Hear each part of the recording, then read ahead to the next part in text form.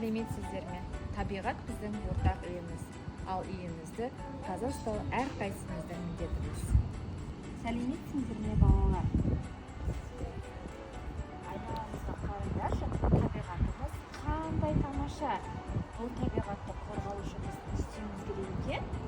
Жерге қоқыстарды тастауға болмайды. Иә, Гүлдерді жууға болмайды. иә. Ағаштарды сындамауға болмайды. Жарайсыңдар, табиғатымызды қорғауымыз керек екен. Дұрыс айтасыңдар, балалар. Балалар, айналамызға қарайықшы. Мына алаңқайды қоқыспен үлдіріп кетіпті. Ендеше мінекей барлығын бірге отырып, қоқыстарды бірлесе жинап алайық.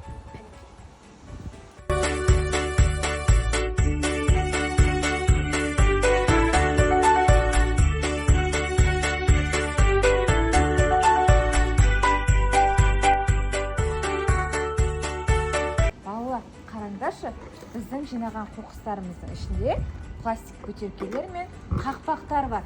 Ал бұларды біз бірден қоқысқа тастаймыз ба, әлде екінші өмір сыйлаймыз ба? Екінші өмір сыйлаймыз. Екінші өмір сыйлаймыз, иә? Ендеше қанекей барлығымыз өзіміздің шағын ғана шеберханамызға барайық.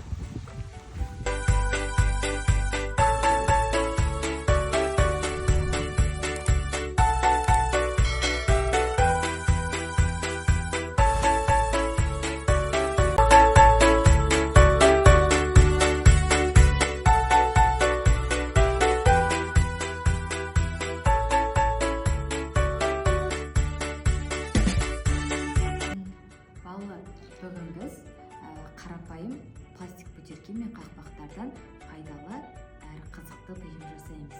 Біздің жаңа теріп әкелген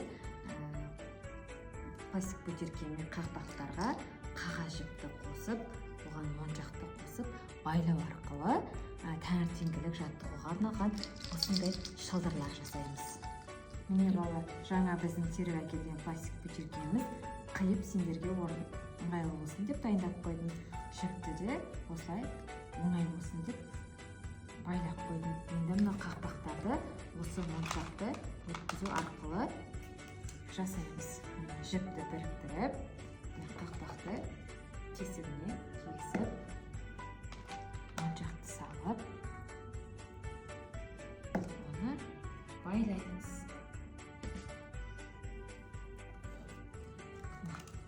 Байлап, әдемі болып жасаймыз.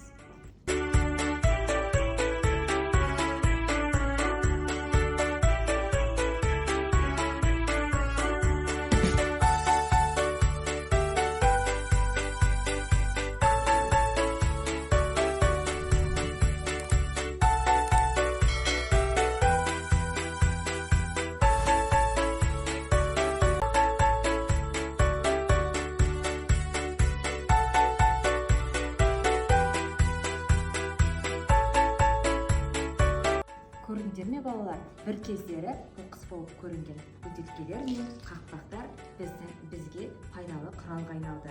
Бұнымен біз таңертеңгілік жаттығу және қызықты ойындар, сергіту сәттерінен пайдаланатын боламыз. Қанекей олай болса, орнымыздан тұрып бір сергіп алайық.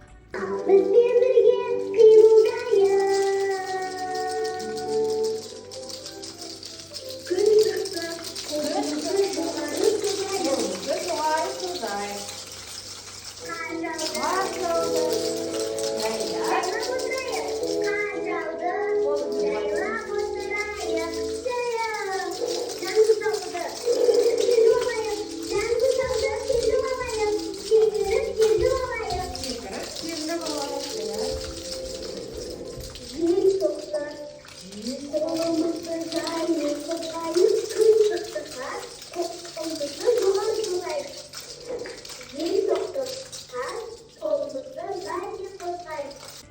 Балалар, көрдіңдер ме? Жаңағы біздің қоқысқа айналғалы тұрған пластик бөтелкелер мен қақпақтардан экологиялық шылдырлар жасап, оны сергіту сәтіне қолдандық.